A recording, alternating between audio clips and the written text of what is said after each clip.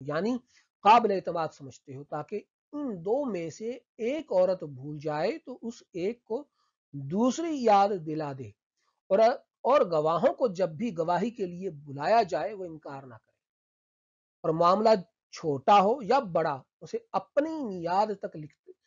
لکھ رکھنے میں اکتایا نہ کرو۔ یہ تمہارا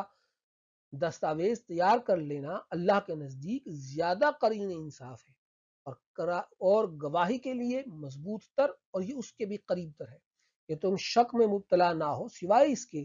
کہ دست بدست ایسی تجارت ہو جس کا لین دین تم آپس میں کرتے رہتے ہو، تو تم پر اس کے نہ لکھنے کا کوئی گناہ نہیں، اور جب بھی آپس میں خرید و فروخت کرو تو گواہ بنا لیا کرو،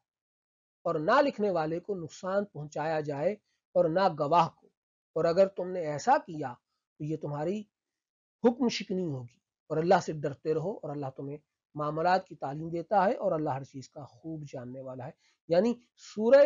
پورے قرآن مجید کی سب سے لمبی آیت معیشت کے حوالے سے ہے۔ اسی طرح مختلف مقامات پر قرآن اور سنت میں ہدایات موجود ہیں معیشت کے حوالے سے۔ مسند امام احمد بن حنبل رحمۃ اللہ تعالی علیہ، اس کے اندر آقا دو جہاں صلی اللہ علیہ وآلہ وسلم سے عرض کیا، ایک صحابی نے کہ یا رسول اللہ صلی اللہ علیہ وآلہ وسلم، سب سے پاک کون سی کمائی ہے؟ سرکار نے فرمایا کہ کوئی شخص اپنے ہاتھ سے کمائے۔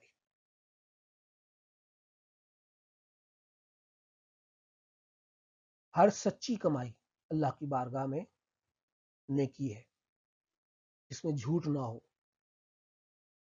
یعنی معیشت، سیاست، معاشرتی حوالے سے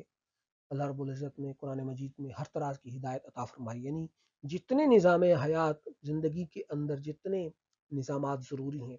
ان سب کی ہدایات اللہ رب العزت نے قرآن و حدیث میں ہمیں عطا فرما دی، کیونکہ آقا دو جہاں صلی اللہ علیہ وآلہ وسلم کے بارے میں اللہ رب العزت نے خود ارشاد فرمایا کہ بسم اللہ الرحمن الرحیم وَيُعَلِّمُكُم مَّا لَمْ تَكُونُوا تَعْلَمُونَ، کہ تمہیں وہ بتاتے ہیں جو تم نہیں جانتے تھے۔ یہ آقا دو جہاں صلی اللہ علیہ وآلہ وسلم کی ذمہ داری، اور سرکار دو عالم صلی اللہ علیہ وآلہ وسلم کا علم ہمیں اللہ رب العزت بتاتا ہے۔ تو ہر ضابطہ حیات ہمیں آقا دو جہاں صلی اللہ علیہ وآلہ وسلم کی سنت مبارکہ سے اور قرآن مجید سے مل جاتا ہے۔ اب آ جائیں فرقے کی طرف۔ تو فرقہ کسے کہتے ہیں؟ اللہ رب العزت نے قرآن مجید میں جو ارشاد فرمایا وَلَا تَفَرَّقُوا، تو فرقہ میں نہ پڑھو، فرقہ فرق سے نکلا ہے۔ فرق کس سے ہو؟ سوال یہ ہے کہ فرق کس سے ہو؟ اللہ رب العزت نے کس سے فرق نہ کرنے کا کہا ہے؟ اللہ رب العزت نے قرآن مجید میں ارشاد فرمایا، بسم اللہ الرحمن الرحیم، وَمَن يُشَاقِقِ الرَّسُولَ مِن بَعْدِ مَا تَبَيَّنَ لَهُ الْهُدَىٰ وَيَتَّبِعْ غَيْرَ سَبِيلِ الْمُؤْمِنِينَ نُوَلِّهِ مَا تَوَلَّىٰ وَنُصْلِهِ جَهَنَّمَ وَسَاءَتْ مَصِيرًا۔ سورہ نساء کی آیت نمبر 115 ہے۔ اللہ رب العزت اس آیت کریمہ میں ارشاد فرماتے ہیں کہ اور جو شخص رسول اللہ صلی اللہ علیہ وآلہ وسلم کی مخالفت کرے اس کے بعد کہ اس پر ہدایت کی راہ واضح ہو چکی ہو، اور مسلمانوں کی راہ سے جدا راہ کی پیروی کرے، تو ہم اسے اسی گمراہی کی طرف پھیرے رکھیں گے جدھر وہ خود پھر گیا ہے، اور بالآخر اسے دوزخ میں ڈالیں گے، اور وہ بہت ہی برا ٹھکانہ ہے۔ مطلب یہ ہے اس آیت کریمہ میں اللہ رب العزت نے ارشاد فرمایا کہ جو امت کی کثرت کے ساتھ ہوگا وہ حق پر ہوگا، اور کثرت سے جو علیحدہ ہو گیا وہ فرقہ بن جائے گا۔ حضرت انس بن مالک رضی اللہ تعالی عنہ فرماتے ہیں کہ انہوں نے رسول اللہ صلی اللہ علیہ وآلہ وسلم میں ارشاد فرمایا کہ ان امتی لا تجمع علی ضلالۃ، کہ بے شک میری امت گمراہی پر اکٹھی نہیں ہوگی۔ پھر فرمایا فاذا رأیتم اختلافا فعلیکم بالسواد الاعظم، اگر تم اختلاف دیکھو تو سواد اعظم کے ساتھ جڑ جانا،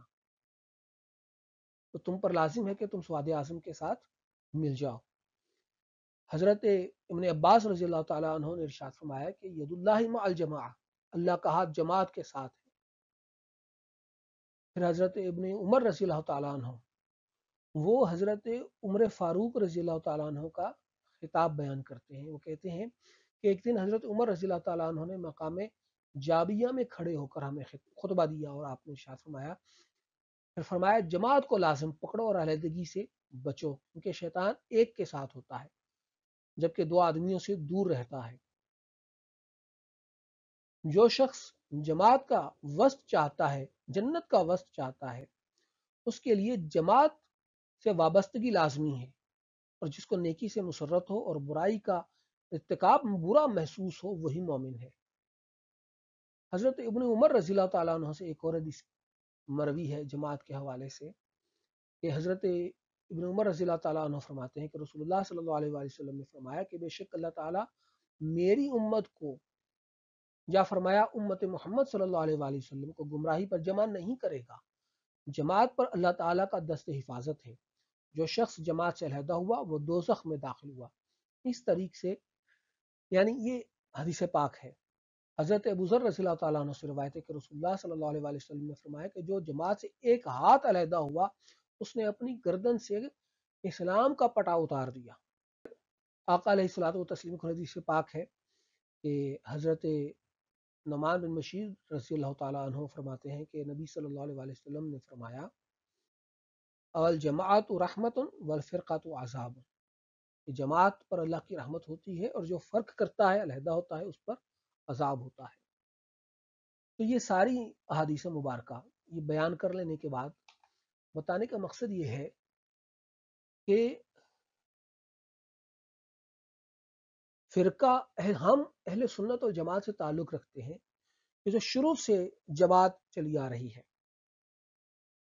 فرقہ وہ ہوتا، ہم فرقہ نہیں ہیں، یاد رکھیں، ہم فرقہ نہیں ہیں۔